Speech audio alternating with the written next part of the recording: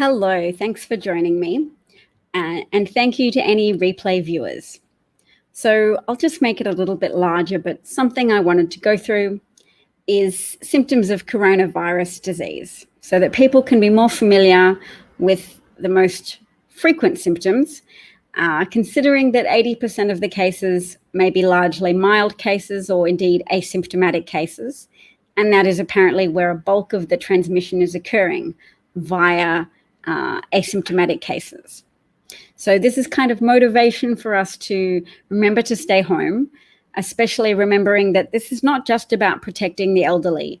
This is also about protecting younger people from permanent scarring of lung tissue and preventing our hospital systems from being overrun with cases and all the beds filled so that pregnant women, people who have accidents of any description, people who suddenly get diagnoses of cancer can still get the surgery and the intensive care that they need to survive.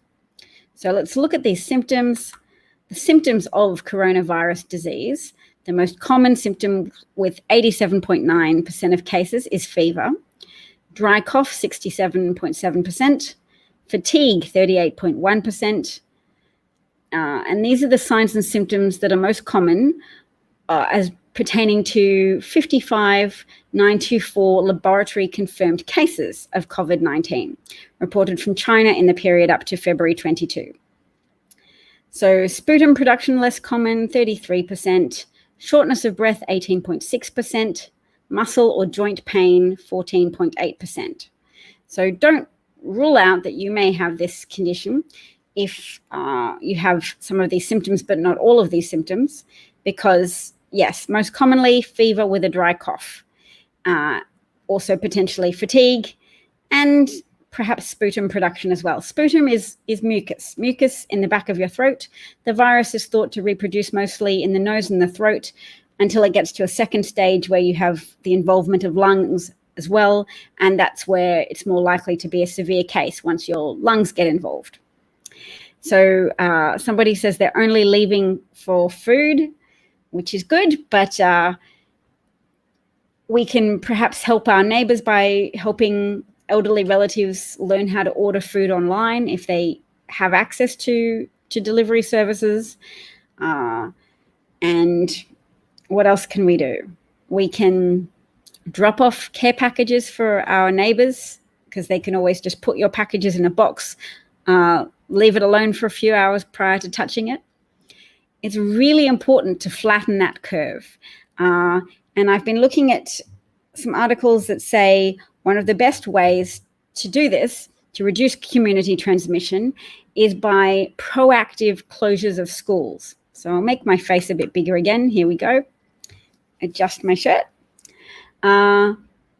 School closure, being proactive rather than reactive, i.e. closing a school when you have a confirmed case, is one way that some nations are seeing a significant reduction in community spread of the disease. So I'll go find that article for you now. Shouldn't be too difficult because I've already saved it. What I might do first is just share with you quickly this professor discussing. Now let's see, I can test if we have audio.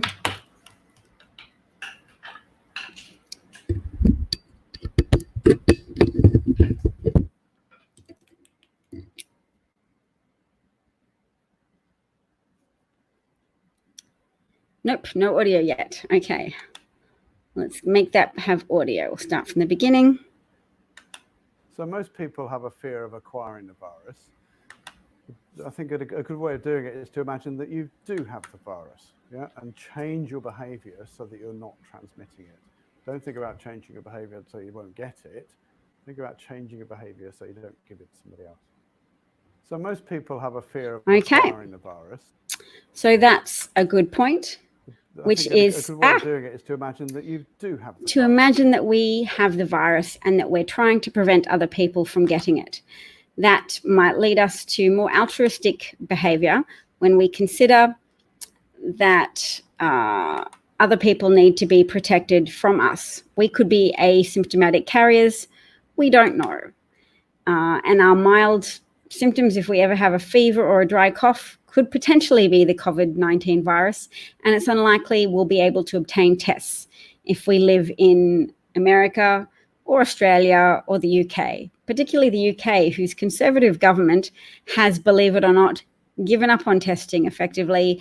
And they say, we're just going to let everybody get it, and then hope that that confers enough immunity on the population to be a valid response.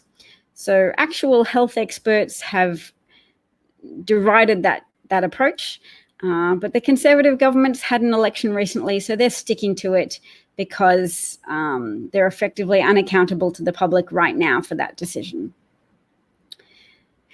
You're saying that Joe Rogan has a great podcast on YouTube with a great guest, but I won't be watching Joe Rogan, and hopefully that great guest will appear somewhere else, because I do not besmirch I do not spend my time listening to Joe Rogan. Look, if it was a super amazing guest, I'd listen, but anyway, let's have a look at a chap called Jeremy Conondike. I will share this with you because it's an important thread illustrating why large shutdowns are happening and why they should be happening more frequently. So he references the Biogen conference. A biotech company had a conference in Boston, which produced 77 infections. Those infected people returned home and seeded communities all over the country. So that's a good reason to cancel a conference and to work from home where possible. The same risk multiplied across all major EU-connected airports just happened because Trump announced a major travel ban from Europe without qualifying that American citizens would be allowed in, and American citizens on holiday panic bought tickets to all arrive home the next day. Yes, resulting in huge queues where airports hadn't been conferred with, states hadn't been conferred with, and, pardon me, no touching the face, but particularly no touching the face if you're out, because I can at least go wash my hands now, but if you're out and about and you touch your face and you touch surfaces, you could be spreading contamination outside your home. All right, so any case of COVID in these crowds at the airports where there were 4 to 6 hour waits to get through the federal screening procedures, any cases of COVID in these crowds will have a far higher chance of spreading to others in these lines than if they were just allowed in unchecked. So that's an action taken by the American federal government that is worse than neutral, that is actively creating super spreading events for COVID. So just as the Biogen conference resulted in 77 known cases of infection, resulting in those infections traveling back from the conference in Boston to all areas of the US, and indeed all over the world probably. I don't know, what's Biogen? Maybe just the one company, maybe just seeding cases all over America. All of these people in these large gatherings of people that you can see in these photos, that's all problematic.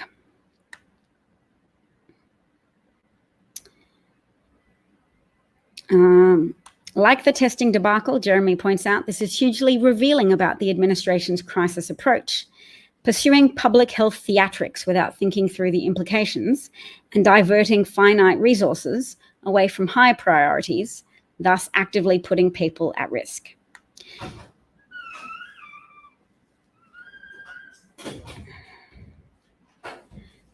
So, if you test only for cases linked to China, you're likely to miss local transmission. Thank you, darling. Oh, for recess. Oh, ooh. Fancy. So you might miss local transmission if you restrict testing to only cases returning from China, and if you suddenly ban travelers from Europe and complicate screening procedures without giving people advance notice for preparing their policies and procedures for such complications, it's obvious you'll spur a rush to return while pushing those people into a screening bottleneck. So sounds a bit like I'm saying screaming bottleneck, but screening bottleneck. Queues for 4 to 6 hours. Imagine standing next to someone, breathing the same air as any potentially infected person, whether symptomatic or asymptomatic. I need a glass of water. I have none. Face a pathogen that has overwhelmed hospitals in China and forced mass-scale quarantine and distancing efforts. It's obvious you should have a plan for the same scenario occurring here. And no coordination with the states. So the governor, which governor is this? Let's have a look. Governor Pritzker. He is the governor of Illinois. Okay. So the governor of Illinois said the crowds and lines at O'Hare are unacceptable and need to be addressed immediately. And he's tweeting at the president and the vice president, since that's the only communication medium they pay attention to. Well, that's not really true, is it? You get on Fox News, you get the attention of the president. But they're saying Governor Pritzker of Illinois is saying you need to do something now. These crowds are waiting to get through customs, which is under federal jurisdiction. So Jeremy Conondike was part of the government response under the Obama administration when the Ebola epidemic was a problem. And he notes that when they rolled out new Ebola screening procedures, there was extensive prior coordination with state counterparts. Now, put up your hand if you heard a speech today from the head of the World Health Organization, because he made some off-the-cuff remarks that were incredibly important.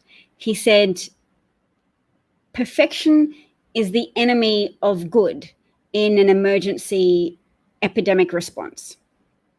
Epidemic response in terms of emergency measures. He said if people are so afraid of making mistakes that they may not take action, but not taking any action is the biggest mistake you could make. So it does require leadership. It does require that ability to act in the presence of unknowns. And my husband works in the corporate world, and he's told me before that the higher up you go in leadership, the more unknowns you have to deal with. So it's kind of a cultivation ground for sociopaths who are very good at dealing with the unknowns because they assume that they are right and they have confidence and they can communicate confidence. And that's why people often vote for confident figures who say everything is good, who validate people's normalcy bias and validate their tendency to project niceness. So when people are nice, they presume others are nice, and they want to hear that reflected back to them in the words of their leaders. So they wanted Trump, who said, America's great, nothing wrong with America. And they habitually reject candidates like Bernie Sanders.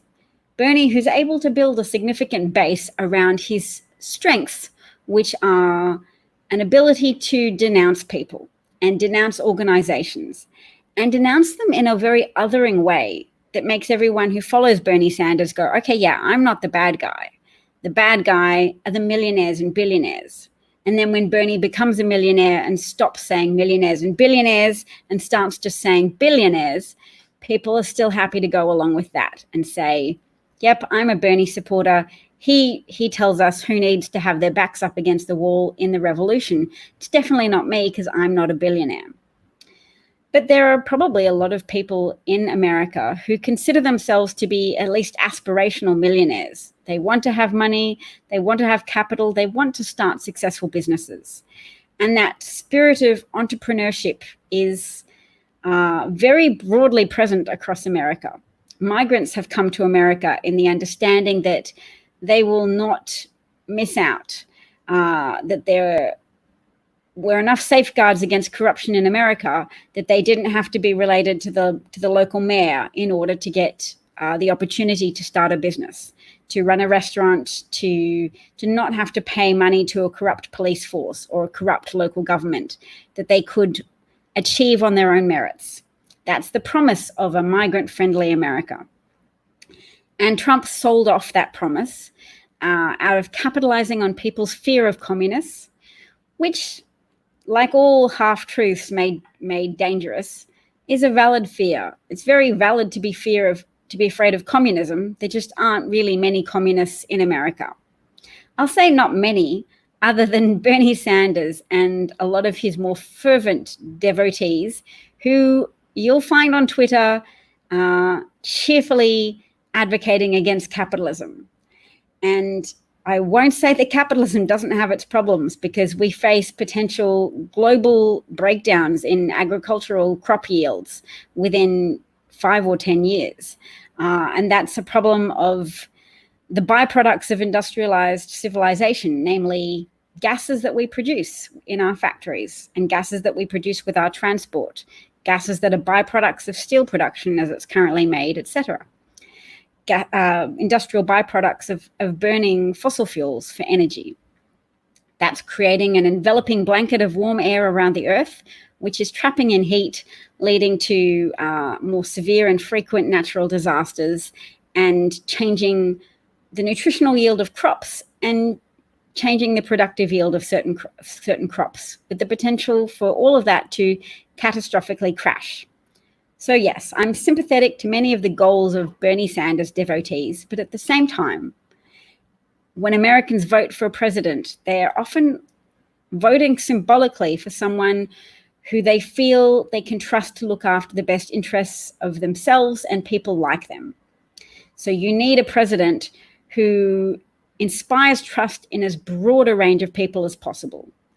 And there's too much valid and invalid distrust of communism and socialism, as if it's a gateway drug to communism, which it isn't really. If we refer to socialism instead as, or democratic socialism as socialized infrastructure, or communally supported infrastructure, a lot of people can see that now, particularly the need for a more broader adoption of healthcare that covers everybody, because you're as healthy as your weakest link, which is a truth that's brought into stark relief by a pandemic such as the COVID-19 virus.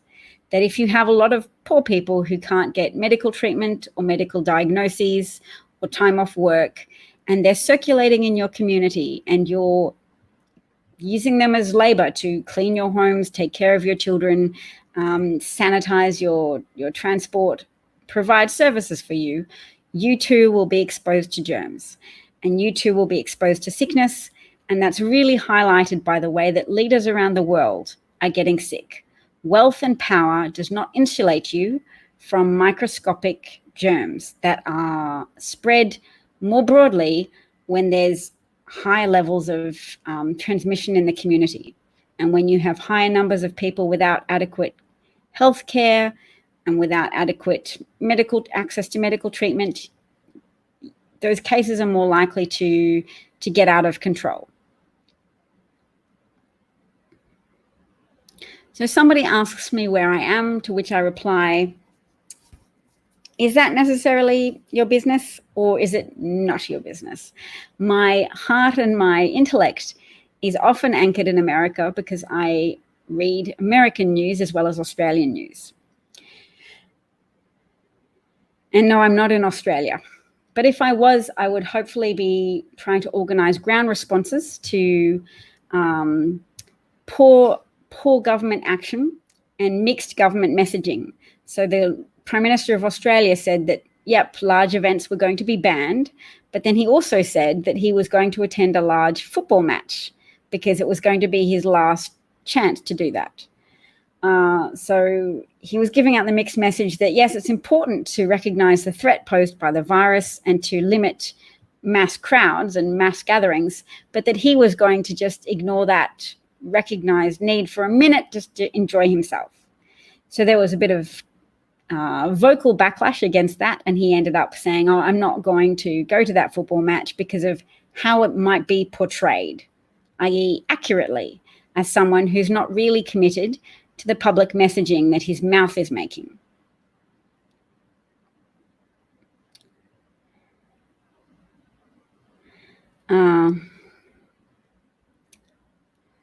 Yes. So that's the Prime Minister of Australia. He should be in quarantine, really, because his Minister for Home Affairs has been diagnosed and they were all in meetings together. He should be, like Justin Trudeau, in isolation, using teleconferencing technology to coordinate with people and to give further instructions. So let's see if there's any other threads. I will have a look and see if there's something else I want to share with you. I know before I go to bed, I really want to share a thing. Here we go. Another thing. I'm going to share something very important about closing schools.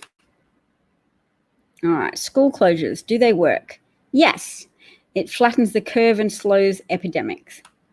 Reactive school closures for a moderately transmissible pathogen reduce the cumulative infection rate by about 25% and delayed peak of local epidemic by approximately 2 weeks. So let's open this article in ScienceMag.org, which contains analysis of past outbreaks. Let's check it out. Can you see what I'm seeing? Let's just check. I can make it a bigger screen. There we go.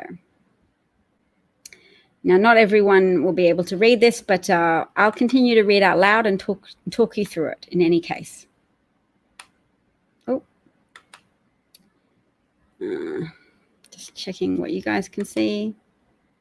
Nope, you should be able to see the same thing I can see, so I will just remove that and click share screen for the article itself. So this is ScienceMag.org. The title is Does Closing Schools Slow Spread of Novel Coronavirus? Okay, what about schools? Schools in Japan, Italy, parts of China and elsewhere have shuttered.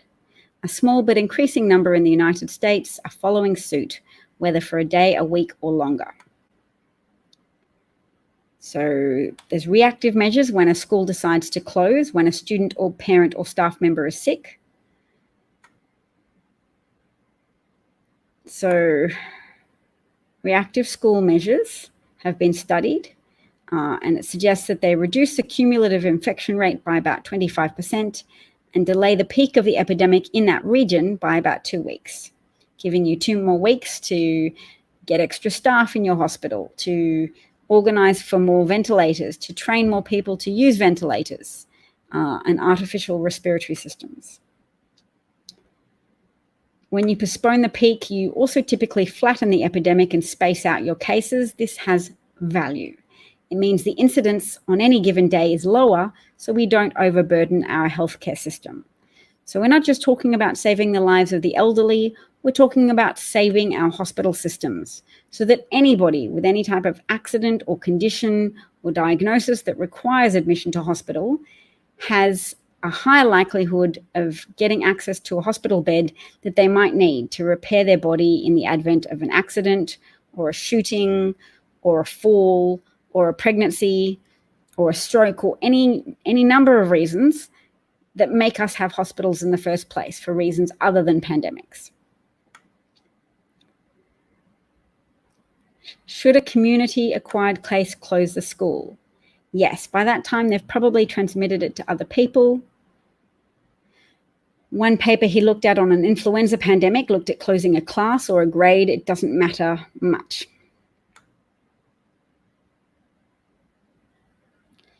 Proactive school closures have been shown to be one of the most powerful non-pharmaceutical interventions that can be deployed. Proactive school closures work like reactive school closures, and not just because they get the children, the little vectors, removed from circulation. It's not about keeping the kids safe, or not just about keeping the kids safe. It's about keeping the whole community safe. When you close the schools, you reduce the mixing of adults, parents dropping off at the school, the teachers being present. When you close the schools, you effectively require the parents to stay home. So there was a wonderful paper, apparently, we might look at that as well, that analyzed data regarding the Spanish flu in 1918, examining proactive versus reactive school closures. When did regional authorities close the schools relative to when the epidemic was spiking? What they found was that proactive school closing saved substantial numbers of lives. St. Louis closed the schools after about a day in advance of the epidemic spiking for 143 days. Pittsburgh closed 7 days after the peak and only for 53 days. And the death rate for the epidemic in St. Louis was roughly 1/3 as high as in Pittsburgh. So these things work.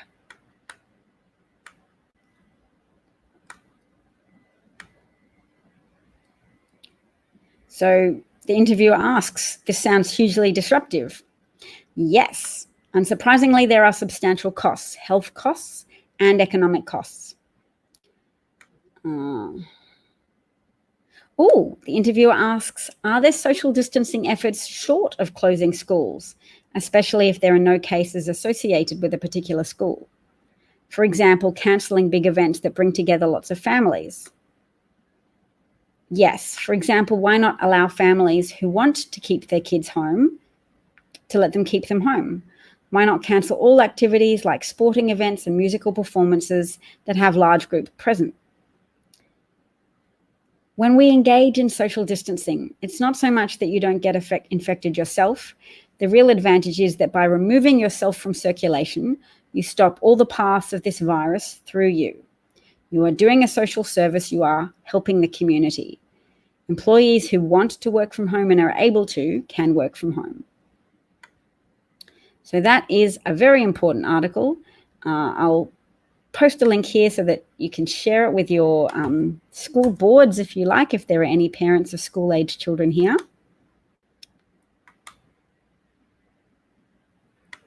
We will post that. Dun, dun, dun. Oops, no, that's not what I need.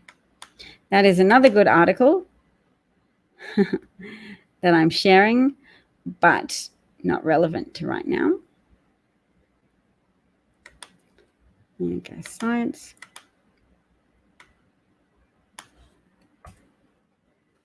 See if that works. The comment didn't post on Periscope because Periscope filters anything that looks like spam. All right, maybe I can put it in a banner.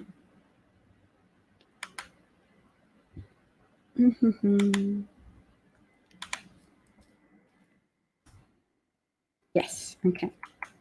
Done. So this is the article. Should you wish to copy some of that and be able to read it yourselves and share it. All right. Well, thank you all so much for listening and being part of this group session of acquainting ourselves with coronavirus information. And all the best. Take care of yourselves and hope to see you again on another occasion. Thank you so much. And if you do support this endeavor, I won't be embarrassed to say, but I have a Patreon account that helps to defray the costs of paying for this website that allows me to broadcast simultaneously to YouTube and Periscope. And yes, it's useful. So actually, I'll straighten my back as if I have dignity. My husband gave me a title of social journalist, which made me feel less amateur, as if there is a niche for what I'm endeavoring to do, which is bring information to people and through a medium that allows feedback, through a medium that allows questions in real time, and that allows me to do this without official sanctioning, without corporate sponsorship, without having to get a job on a network and then be indebted to people, potentially to very wealthy network owners who may wish to keep Donald Trump in power because he's great for clicks and attention, and that is money. So they may be a little less motivated to help Donald Trump be ousted from office than I am. I'm very motivated to oust Trump from office. I'm very motivated to help energize the public opposition to Trump and to motivate the sharing of information that, when processed, would definitely lead for a vote for Trump's Democratic opponent, which is essentially guaranteed to be Joe Biden, because the large moderate group of voters in America have all united around him, causing other candidates to leave the race and endorse Biden as the candidate best able to inspire trust from a majority of Americans, and certainly from a majority of Democratic voters. He's increased turnout in states where he won, and I'm not having any luck getting through to individual Bernie Sanders supporters that I've talked to, but I have shared posts online from Sanders supporters who have said, look, I did support Sanders, but it's obvious to me now at a mathematically probabilistic level that Biden is the only one with a pathway to the nomination, and I will therefore support him and not participate in efforts to undermine and disparage him, because the primary race is, for all intents and purposes, over, other than for Bernie's personal war against the Democratic Party. So I don't support that. I decry it, and I think Democrats need to talk about it and talk about it openly. So there can be no accusations of a secret campaign to silence Bernie Sanders. It should be an open campaign. Ignore Bernie Sanders, ignore the bad faith motivated arguments of his supporters, block them on Twitter if you can, whenever you detect one, because their voices need to be minimized. They are motivated by what Freud would call thanatos, or a death wish. They've determined that things are bad, and they're so attached to their calculation that everything is terrible that they're quite happy to burn down the establishment or life as we know it, because they're so outraged at the inadequacies of the current system that we live under. And it's okay to want to improve things. Bernie was a senator for a long time, and if you can ask him to prove what improvements he helped facilitate, the answer will be very short. He was sponsored by the NRA, and he voted against bills to allow parents to sue gun manufacturers, to disincentivize the broad sale of automatic weaponry and large weapons of death to people across the US who have used those weapons against children, against domestic partners, against school children. And Bernie Sanders will not attract the votes of suburban women who are very motivated to protect their children. Bernie Sanders does not attract votes from people who still want to earn an income and aspire to being successful business people. And he does not fill people with confidence who reject communism and the tyrannical outcomes associated with communism. Castro torturing and imprisoning opponents, and yet Bernie's still saying, well, you can't dismiss him too much. He did some good things like a literacy program in which Castro taught people to read communist government propaganda. Thanks, Castro, and thanks, Bernie, for showing us it's not easy for you to 100% conceal your predilection for communist leaders. Communism often arises when people start to condemn their societies and their governments so hard that they can't see any value in compromise. They become ideological zombies in pursuit of their goals of overturning society as they see it. And then you get the re-education camps and the persecution of political opponents, and in Stalin and Mao's case, mass famines and mass death. So there you go. You wouldn't vote for Trump or Bernie. That's the sensible option. You would vote for the Democratic candidate, which is essentially Joe Biden. So Bernie's not going to be the Democratic nominee, so that's not a consideration. The polls are showing landslide losses to Biden across all of the remaining states. He's only going now just because his supporters are so used to magical thinking. They can't psychologically accept Bernie's loss, and they're just still careering onwards with their determination to punish the Democratic Party for its bias against Bernie. Just as they criticized the Democratic Party for bias against Bernie in 2016, which was their framing of Bernie's significant loss to Hillary Clinton, the more moderate candidate, who's still progressive, but just isn't a communist denouncing capitalism, or isn't a covert communist implying that capitalism is a pathway straight to hell in a handbasket. And for most people, it's not a pathway to hell in a handbasket. It's a pathway to prosperity, to comfort, and to supporting your family. And nobody wants to throw the baby out with the capitalist bathwater.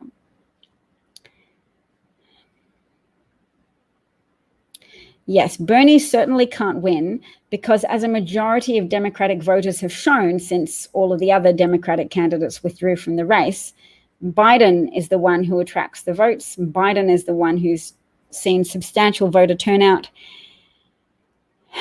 Maybe we just have to mute the person who asks questions about Bernie, because at this point in time, if you're not prepared to look at the evidence, not only of Super Tuesday, if you're not prepared to look at the voting tendencies of Black voters who form the substantial base of Democratic voters across the South and across multiple electoral college states as well, then you're too racist to care about the voters in your own party, and too deluded to register empirical evidence because it's contrary to your worldview and contrary to the explanations that you've been fed by Bernie and his surrogates. So it's not worth my breath trying to fix you, because I haven't done a psychology degree specializing in rehabilitating cult followers. So that's all I care to say about Bernie at the moment. It's a vanity campaign and immoral to be continuing with it when there's no mathematically probabilistic pathway to the nomination. It's just just involves disparaging the Democratic frontrunner now, which is immoral when Trump is president and there are over 70,000 children in detention camps. It's plain immoral to even speak a word anymore to say that you support Bernie. You can articulate your grief and say that you know Bernie brought you something, Bernie brought you relief because he taught you not to feel ashamed of your background or your poverty or your suffering. Bernie definitely led a strong campaign to try and overturn some of the blame culture of American prosperity gospel, where people are taught to adopt an attitude of, if you are wealthy, then God has blessed you and you deserved it.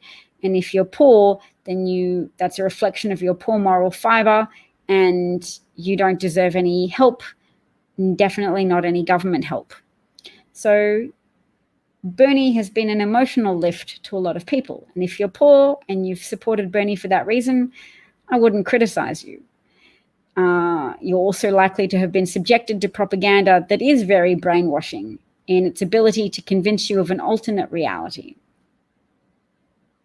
Somebody's saying Trump took the test. Do you think he is infected? Yes, because a lot of cases are asymptomatic. I think he's probably got it and is a spreader, probably a super spreader given his position and his propensity for shaking hands with his supporters.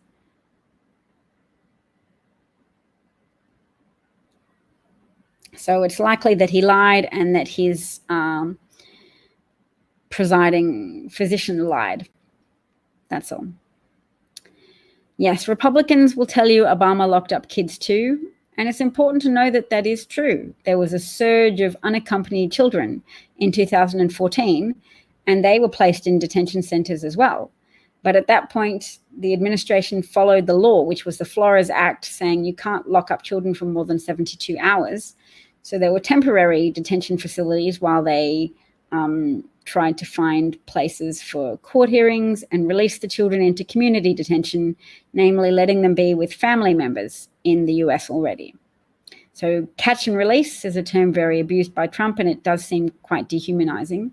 So I would say register and reconvene and organize for reconvening in a court at a later date. So what was that? Identify, record identity, and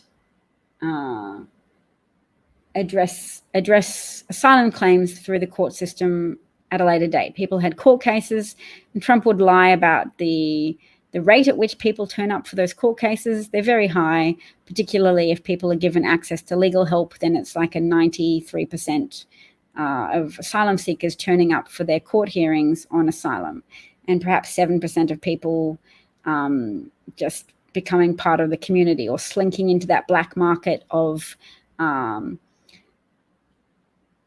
immigrant labor with undocumented migrants.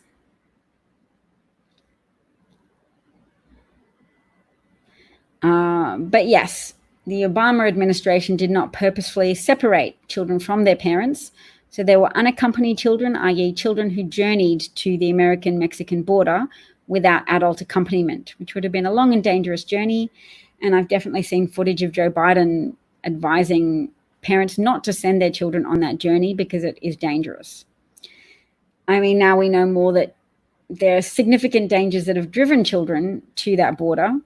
Trump poses a greater danger for those children. But nevertheless, under Trump, the rate of families traveling to the border has gone up, perhaps because they were trying to make it into America before Trump ramps up the persecution even more.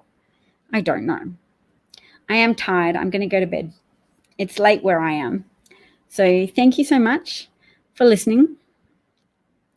And yes, Biden is not a fascist.